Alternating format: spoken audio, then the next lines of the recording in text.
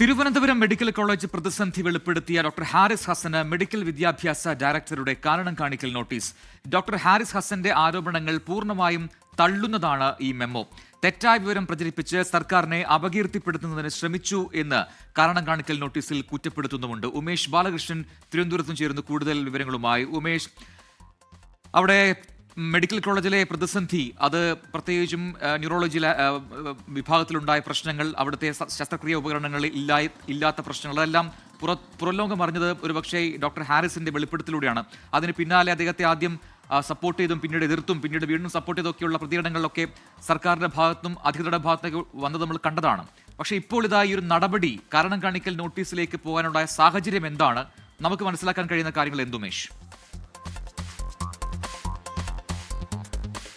നേരത്തെ തന്നെ ഇതുമായി ബന്ധപ്പെട്ട് വിദഗ്ധ സമിതിയുടെ പഠന റിപ്പോർട്ട്, അന്വേഷണ റിപ്പോർട്ട് ആരോഗ്യവകുപ്പിന് കൈമാറിയിരുന്നു. ഈ റിപ്പോർട്ട് ആരോഗ്യമന്ത്രിക്കും കൈമാറി.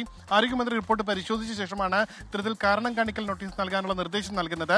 ഇത് പ്രകാരമാണ് ഇപ്പോൾ കാരണം കാണിക്കൽ നോട്ടീസ് നൽകിയിരിക്കുന്നത്. ഇന്ന് രാവിലെ 10:45 ഹാരിസ് ഡോക്ടർ ഇത് ഒപ്പിട്ട് വാങ്ങുകയും ചെയ്തു. എന്തായാലും ഈ മെമ്മോയിൽ ഗുരുതരമായ ആരോപണങ്ങളാണ് ഉന്നയിച്ചിരിക്കുന്നത്. ഹാരിസ് ഡോക്ടർ ഉന്നയിച്ച എല്ലാ ആരോപണങ്ങളും മെമ്മോയിൽ തള്ളുന്നുണ്ട്.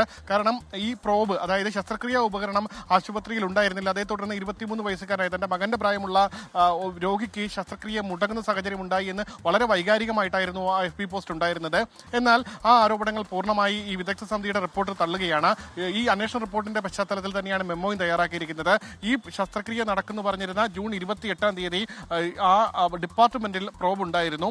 ആ പ്രോബ് ഉണ്ടായിട്ടും ശസ്ത്രക്രിയ മുടക്കുകയാണ് ചെയ്തത്. അതിനുശേഷം തൊട്ടടുത്ത ദിവസം, അതായത് 29 സമാനമായി ആ ഡിപ്പാർട്ട്മെന്റിലെ തന്നെ പ്രോബ് ഉപയോഗിച്ച് ശസ്ത്രക്രിയ നടത്തിയിട്ടുമുണ്ട്. അത് രേഖകളിലുണ്ട്. താങ്കൾ ഈ പരാതി രേഖാമൂലമോ അല്ലെങ്കിൽ വാക്കാലോ സൂപ്രണ്ടിനെയോ മെഡിക്കൽ കോളേജ് പ്രിൻസിപ്പലിനെയോ അറിയിച്ചിട്ടില്ല.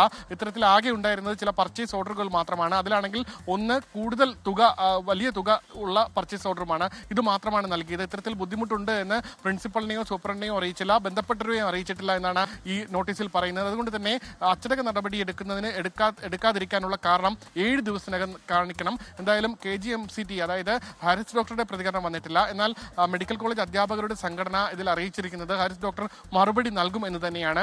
ഏതെങ്കിലും രീതിയിലുള്ള അച്ചടക്ക നടപടി ഉണ്ടായാൽ ശക്തമായ പ്രക്ഷോഭത്തിലേക്ക് പോകുമെന്നുള്ള മുന്നറിയിപ്പാണ് KGMCTയെ നൽകുന്നത്.